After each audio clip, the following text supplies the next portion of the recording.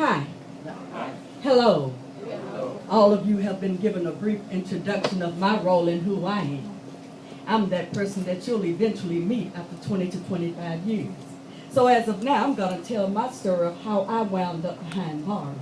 And we're going to see if you can figure out how to help me when I return. Is that all right? Yes. All right. Judge Ruby Thomas is proceeding this order. I am before the judge today because I committed a crime that I had no intentions of meeting, but because of my circumstances, I could do nothing different. You all may be seated as this story proceeds. I met this fellow that I call Joe Blow. You see, I was a single mother, had 5 little ones. I worked 5 days a week trying to make ends meet, working hard 40 hours a day. Sometimes I did 6 and didn't get extra pay. But I did the best I could because I had a family at home. I needed to raise them, you know. My mother couldn't help and the daddy was gone. You know that story. Single mother with no children ain't going to be nothing, never was, never will be. You know where I'm coming from, on the wrong side of the track. Don't want to look back. But unfortunately, that's where I come from. So Joe Blow started whispering all these sweet nothings in my ear. He told me the little story. You know what, girl, you fine. You know, we can do some real thing. I'm going to take you out that misery you in. I'm going to lift you up out that wreck. I'm going to make you feel like you my queen. And little old me, I started believing that dream. I took everything he said, honey, and I started running down the road. But what I did not know was Joe Blow was just pulling my string. He had no intentions of helping me to fulfill my dream of raising my children, coming across that track and seeing everything from behind my back. He only wanted to use me. So little old me, I love Joe Blow. I decided, you know what, he's the guy for me. And he kept whispering these sweet nothings in my ear. And as time went on, Joe Blow began to tell me how much he really loved me. You know what I mean when he go, wow! And I'm saying, well, where did that come from? He said, because I need you to make a little trip for me. And I'm saying, a little trip for Joe, you know I love you, baby. I'll do whatever you want me to do. And that wasn't good enough because he said, what? And he hit me again. He said, I want to show you how much I love you.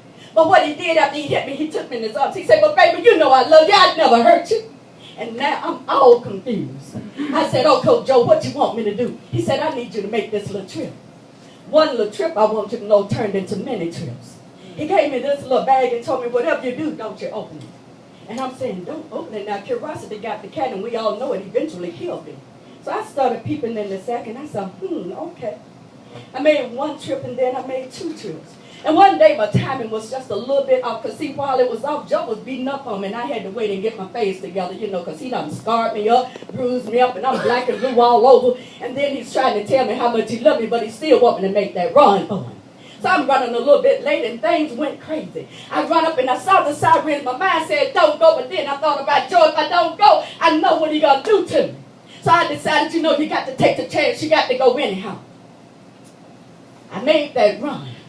And I went right into the police. And they brought me before a stern judge. She said, you know what? I've looked at your record. And I saw where you were left on your own for many a nights. I even saw that you had to take care of yourself and 3 little children. So I seen the abuse in your records, and I saw you had broken bones from as early as 3 months old. And with all that taken into consideration, you were found guilty by a jury of your peers.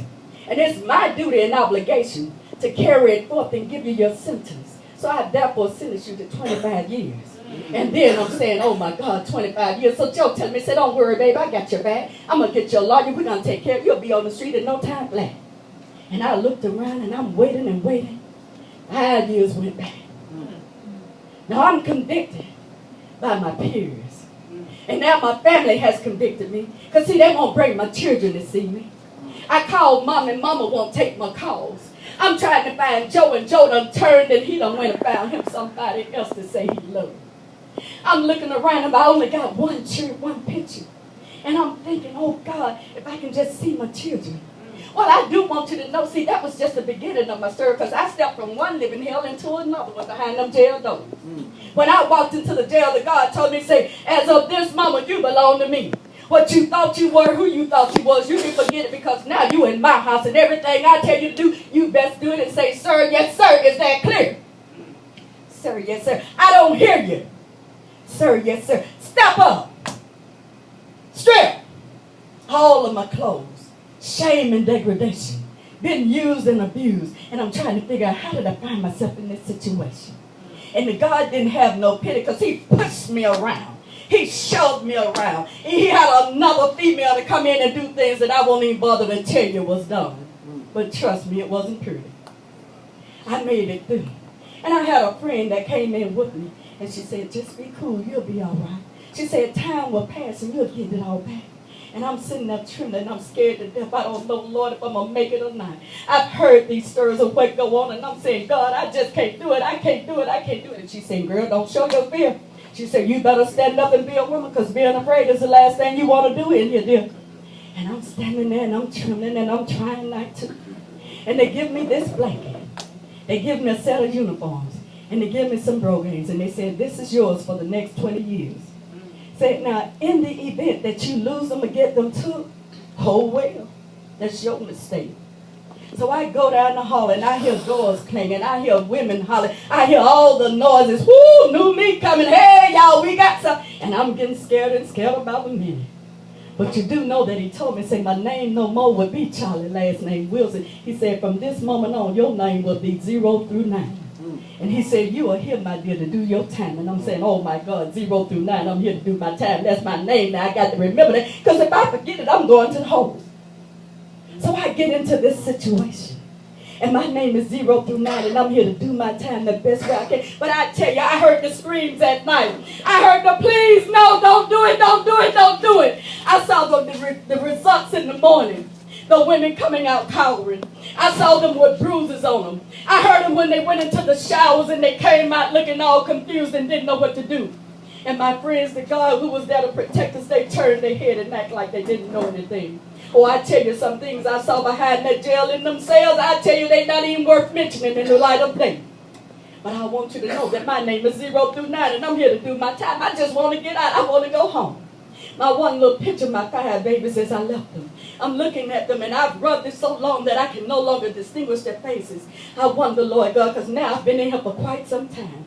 And I've seen some things. I've seen some things. I've heard some things. And I dare not speak the things that I see because I want to make it to see daybreak. I walk these yards and I stand by myself. And you've got all the people coming around and trying to befriend you. But I don't know what to do because my name is 0 through 9. I just want to do my time. I just want to go home. That's all I'm asking. Just let me go home. And one day I get the call that my mama had gone. And I said, oh, Lord, didn't even let me know. Family won't come to see me. Don't get a letter. Won't answer my call. Don't know where my babies are. Wouldn't recognize them if I saw them right now. I have no idea. Are you my daughter? I left her when she was 6. Are you her? She's about 17 now. I wouldn't know her if I saw her. Can somebody help me find her? There's nobody, and the God is telling me, you ain't nothing, never was nothing, never will be nothing, because you belong to me. This is my house. Your name is 0 through 9, and you're here to do your time. And I'm struggling, trying to make it through.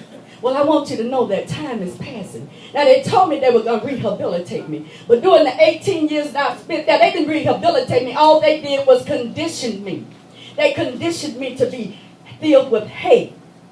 They conditioned me that I felt I was nobody. They conditioned me that I felt that nobody loved me. Because after all, nobody came to see me, so they couldn't have been wrong.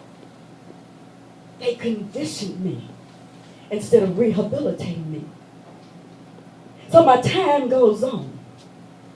Another 2 years and still nobody from home. Time moves on. And one day I hear my name. 0 through 9, front and center. We've given you a date. You're getting ready to go home. And I would say that I got excited because now I'm getting ready to walk out the door through the other side and I'm going to smell air that's different than jail air. And I'm going back to myself. Yay, I'm going home 0 through 9. You're going home. You've done your time. But I want you to know, I'm even more confused. Because all they've done in this 18 years I was there is they made me afraid. They convinced me that I'm nobody. They didn't give me any education. They didn't try to teach me anything. They didn't try to relieve the thoughts that were going through my mind of all the things that I heard and seen in the 18 years that they conditioned me. They took away my spirit. They took away my heart because with each thing that I saw, each thing that I heard, each thing that I could not speak, I dare not say because I wanted to see David. It stripped a little bit more of me away. And as that day drew closer and closer, I said, well, let me reach out one more time. I'll call my brothers. Surely they'll come pick me up. I'm getting out. Everybody will celebrate. I make the call and nobody answers. So I get on that bus on the day of my release. That long ride back home. But I tell you, people, I'm really confused. Don't have family. Don't have a job. I don't have a home. So what do y'all expect me to do?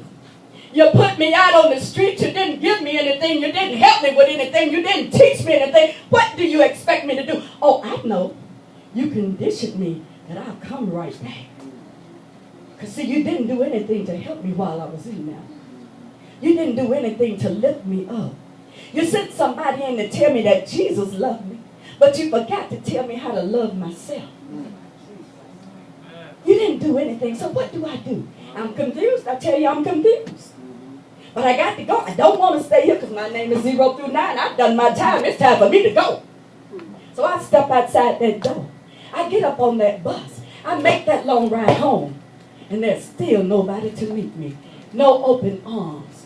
No I love you.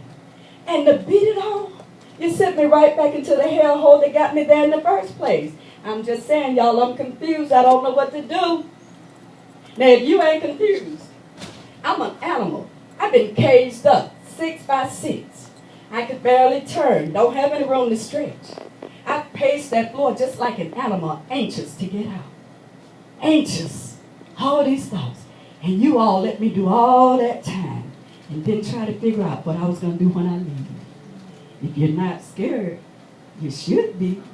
Because trust me, when I go and apply for a job, that little box that says felony, they're going to tell me, oh, we're so glad you came and we'll get in touch with you, but we both know it's a lie. They're not going to give me any time. And then I'll go over here and I'll try it again. I may even try to get home, but with my background, all they're going to see is my name is 0 through 9 and I've done my time, but who cares? Because you ain't nothing, was nothing, never will be nothing. That's what I've been conditioned to be. You should be afraid. Because if I can't find a job over here, guess where I'm coming? I'm coming to your neighborhood. And if I can't find one there, what you got, baby, belong to me. I got to do what I got to do. Because, see, y'all failed to do anything for me, to help me make it when I got back out here. Now, you all have an opportunity tonight. You have a great opportunity to prepare yourselves. Because, trust me, 0 through 9, my time has been done. I'm on the street. And if you ain't couple and don't help me now, I'll be in your neighborhood and you'll wish you had. Thank you.